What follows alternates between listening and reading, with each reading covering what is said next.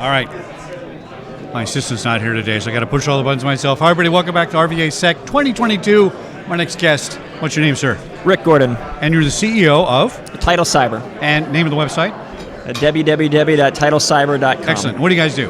Tidal Cyber enables enterprises of really any size to engage in a thing called threat-informed defense. Okay.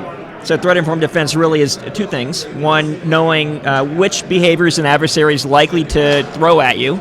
And then two, as an enterprise, enable yourself to optimize your security defenses so that they can address those techniques that you know are coming your way. Now, are you utilizing the 125 other cybersecurity programs everybody has on the network, right? Yeah. Or are you standalone?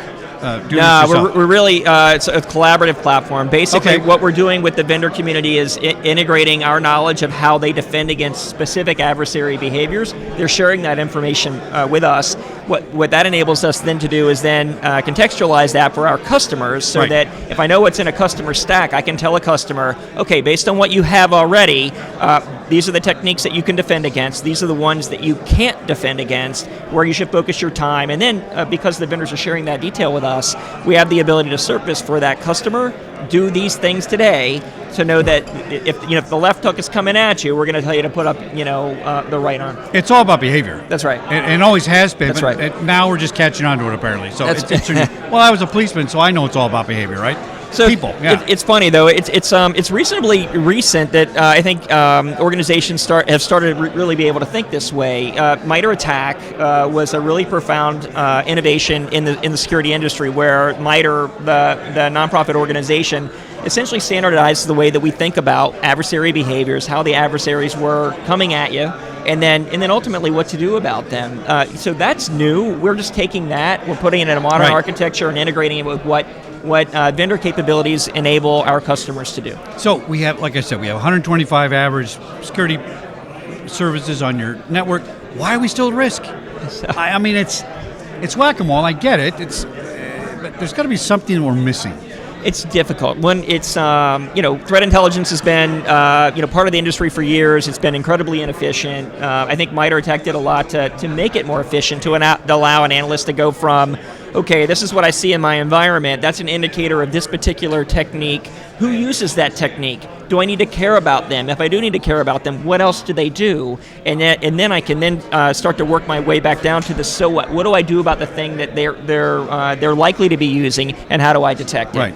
That hasn't existed until recently. And so now with MITRE ATT&CK and frankly Tidal's ability to actually contextualize that for an enterprise, we really will enable them to know, based on anything that we've seen in the environment, these are the things that you need to protect against, and this is how you do it. So it's moved from a fortification model at the beginning to behavioral model. It is a daily thing. It's one of the things, like what we do is sort of been done by consulting organizations maybe on an annual basis, probably not any more than that. And the truth is the adversary is way more agile than that. They innovate every day.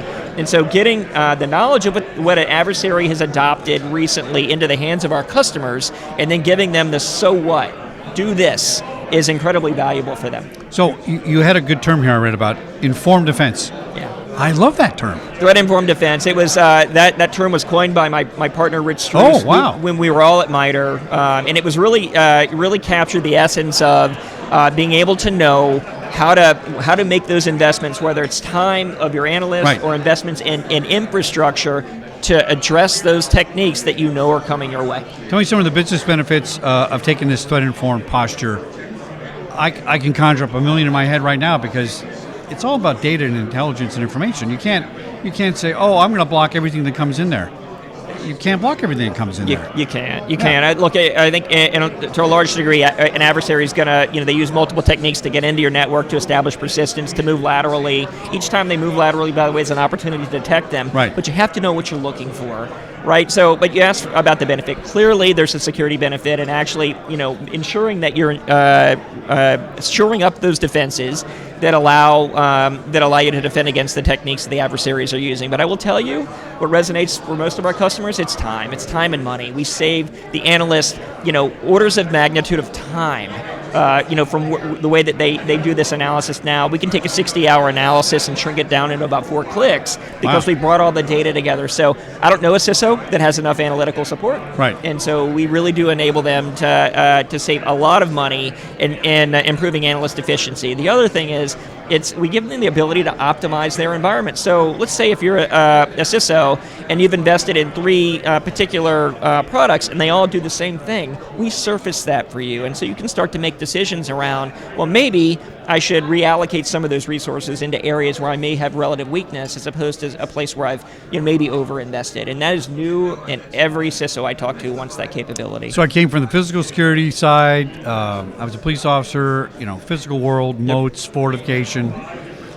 You can never sell that. How much is that going to cost? This much money. Can you guarantee I won't get anything stolen? No, don't do it. Yeah.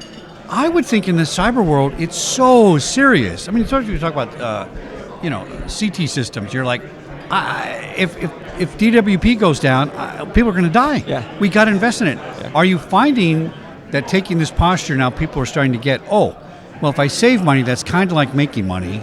Now I'll do it instead of just, hey, I got to do it anyway. I mean, what is the resistance? Why aren't we all just spending everything we can to make this work?